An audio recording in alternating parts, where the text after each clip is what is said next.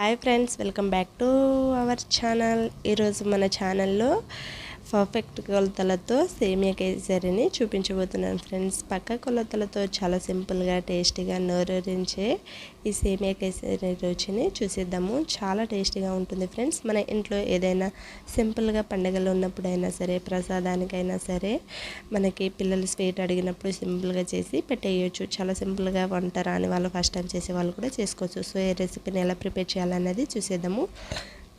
దీనికోసం స్టవ్ మీద ఒక కడాయి పెట్టుకొని దీంట్లో నేనైతే నెయ్యిని తీసుకుంటున్నాను. 2-3 టేబుల్ స్పూన్ వరకు తీసుకుంటే సరిపోతుంది. నెయ్యి బాగా వేడి అయ్యాక దీంట్లో కొన్ని జీడిపప్పు, కిస్మిస్ని యాడ్ చేసుకోవాలి. యాడ్ చేసుకొని వీటిని నార్మల్గా ఫ్రై చేసి తీసుకోవాలి. మీడియం ఫ్లేమ్లో 1 మినిట్ పాటు. ఇలా ఫ్రై అయ్యాక వీటిని తీసి ఒక బౌల్లోకి యాడ్ చేసుకోవాలి. ఇలా కంప్లీట్గా ఇలా ఒక బౌల్లోకి యాడ్ చేసేసి పక్కన పెట్టేసుకోవాలి. సో వీటిని కంప్లీట్గా పక్కన పెట్టేసుకొని అదే కడాయిలోకి సేమియాని 1 కప్ని తీసుకుంటున్నాను. 1 కప్ సేమియాని తీసుకొని వీటిని కూడా నేతిలో దూరగా ఫ్రై చేసి తీసుకోవాలి. ఇలా ఫ్రై చేసుకోవడం వలన సేమియా టేస్ట్ అనేది చాలా బాగుంటుంది. మీడియం ఫ్లేమ్లో మధ్య మధ్యలో కలుపుకుంటూ ఫ్రై చేసుకుంటూ తీసుకోవాలి. సో ఈ గోల్డెన్ కలర్ వచ్చినంత వరకు ఫ్రై చేసి ఒక బౌల్లో తీసి పక్కన పెట్టేసుకొని అదే కడాయిలోకి 1 కప్కి 2 కప్ వరకు వాటర్ని యాడ్ చేసుకోవాలి. నేనైతే 2 గ్లాసుల వాటర్ని తీసుకున్నాను. సో వాటర్ అనేది ఇలా బాగా మరిగించుకొని తీసుకోవాలి. దీంట్లో ఫుడ్ కలర్ 1/2 టీ స్పూన్ని యాడ్ చేసుకోవాలి. ఫుడ్ కలర్ పక్క కంపల్సరీగా యాడ్ చేసుకోవాలి ఫ్రెండ్స్.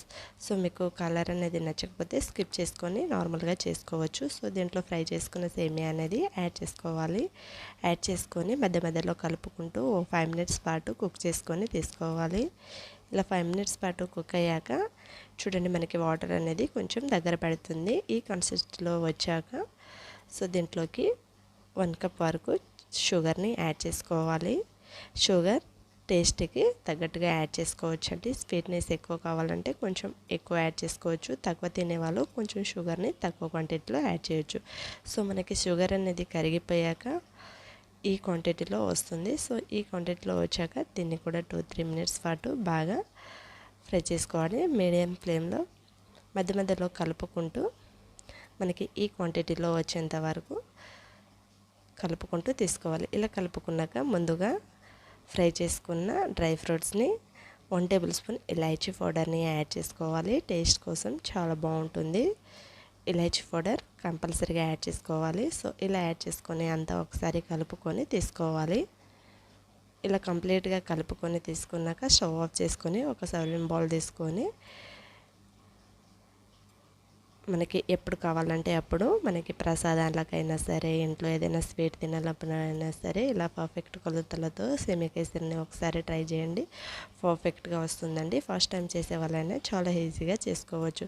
సో ఈ టేస్టీ రెసిపీని ఒకసారి మీరు డెఫినెట్గా ట్రై చేయండి. ట్రై చేశాక మీకు ఎలా కుదిరిందో నాతో కామెంట్ సెక్షన్లో షేర్ చేయడం మాత్రం మర్చిపోకండి. ఇలాంటి మరిన్ని టేస్టీ రెసిపీస్ కోసం మన ఛానల్ని తప్పకుండా సబ్స్క్రైబ్ చేసుకోండి. వీడియో నచ్చితే ఒక లైక్ చేయండి. మీ ఫ్రెండ్స్కి, రిలేటివ్స్కి షేర్ చేయండి friends. Thank you for watching.